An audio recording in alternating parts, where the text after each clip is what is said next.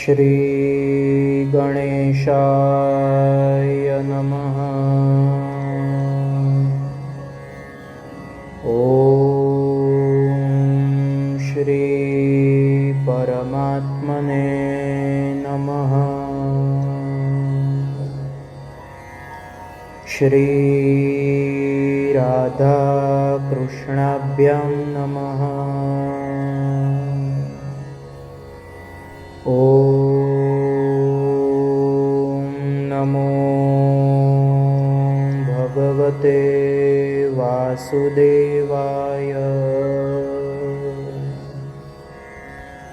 श्रीमद्भागवते महापुराणे दशमस्कन्धे पूर्वार्धे अथ पंचमोऽध्यायः। श्रीशुक उवाच। नन्दस्त्वात्मज उत्पन्ने जाताल्लादो महामनाः आहूय विप्रान् वेदज्ञान् स्नातः शुचिरलङ्कृतः वाचयित्वा स्वस्य यनं जातकर्मात्मजस्य वै कारयामास विधिवत् पितृदेवार्चनं तथा धेनूनां नियुते प्रादाद् विप्रेभ्यः समलङ्कृते तिलाद्रीन् सप्तरत्नौघशातकौम्भाम्बरावृतान् कालेन स्नानशौचाभ्यां संस्कारैस्तपसेज्यया शुद्ध्यन्ति दानैः सन्तुष्ट्या द्रव्याण्यात्मात्मविद्यया सौमङ्गल्यगिरो विप्राः सुतमागधवन्दिनः गायकाश्च जगूर्ने दुर्भेर्यो दुन्दुभयो मुहुः व्रजः संमृष्टसंसिक्तद्वाराजिरगृहान्तरः चित्रध्वजपताकास्त्रक्चैलपल्लवतोरणैः गावो वृषा वत्सतरा हरिद्रा तैलरूषिताः विचित्रधातुबरहस्त्रग्वस्त्रकाञ्चनमालिनः महार्हवस्त्राभरणकञ्चुकौष्णीषभूषिताः गोपाः समाययुराजन्नानोपायनपाणयः गोप्यश्चाकर्ण्यमुदिता यशोदाया सुतोद्भवम् आत्मानं भूषयाञ्चक्रूरवस्त्राकल्पाञ्जनादिभिः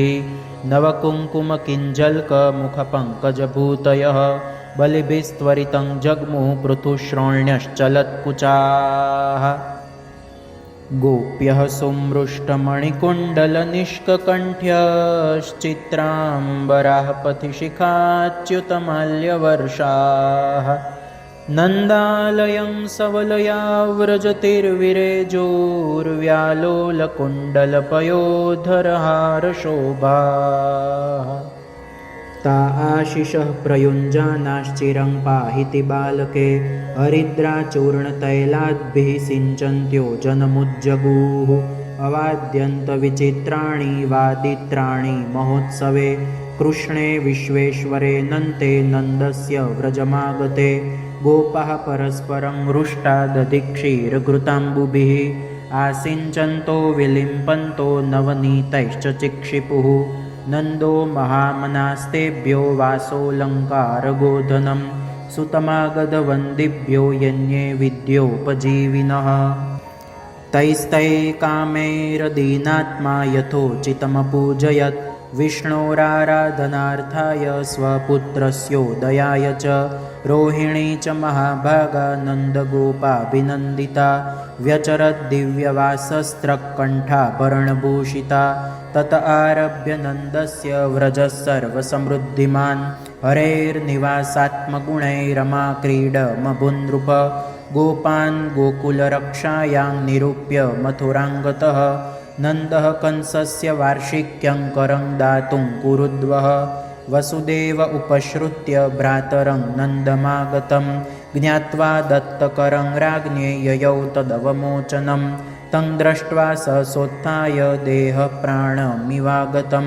प्रीतः प्रियतमं दौर्भ्यां सस्वजे प्रेमविह्वलः पूजितः सुखमासीनः पृष्ट्वा नामयमादृतः प्रसक्तधीस्वात्मजयोरिदमाह विशाम्पते दिष्ट्या भ्रातः प्रवयस इदानीमप्रजस्यते प्रजाशाया निवृत्तस्य प्रजायत्समपद्यत दिष्ट्या संसारचक्रेऽस्मिन् वर्तमानः पुनर्भव उपलब्धो भवानद्य दुर्लभं प्रियदर्शनं नैकत्र प्रियसंवासः सोरदां चित्रकर्मणाम् ओघेन व्यूह्यमानानां प्लवानां स्रोतसो यथा कच्चित् पशव्यं निरुजं भूर्यम्बुतृणविरुधं बृहद्वनं तदधुना यत्रास्ये त्वं सुहृद्वृतः भ्रातर्मम सुतः कच्चिन्मात्रा सह भवद्व्रजे तातं भवन्तं मन्वानो भवद्भ्यामुपलालितः पुंसस्त्रिवर्गो विहितः सुहृदो यनुभावितः न तेषु क्लिश्यमानेषु त्रिवर्गोऽर्थाय कल्पते। नन्द उवाच अहो ते देवकी पुत्राः कंसेन बहवो हताः एकावशिष्टा वर्जा कन्या सापि दिवङ्गता नूनं ह्यदृष्टनिष्ठोऽयम् अदृष्टपरमो जनः अदृष्टमात्मनस्तत्त्वं यो वेद न समुह्यते। वसुदेव उवाच करो वै वार्षिको दत्तो राज्ञे दृष्ट्वा वयं च वः नेहस्थेयं बहुतिथं सन्त्युत्पाताश्च गोकुले। श्रीशुक उवाच इति नन्दादयो गोपाः प्रोक्तास्ते शौरिणा ययुः अनोभिरनडुद्युक्तैस्तमनुज्ञाप्य गोकुलम्। इति श्रीमद्भागवते महापुराणे पारमहंस्यां संहितायां दशमस्कन्धे पूर्वार्धे नन्दवसुदेवसङ्गमो नाम पञ्चमोऽध्यायः।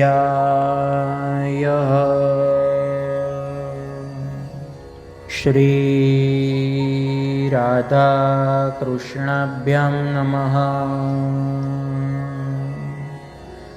ॐ श्री परमात्मने नमः।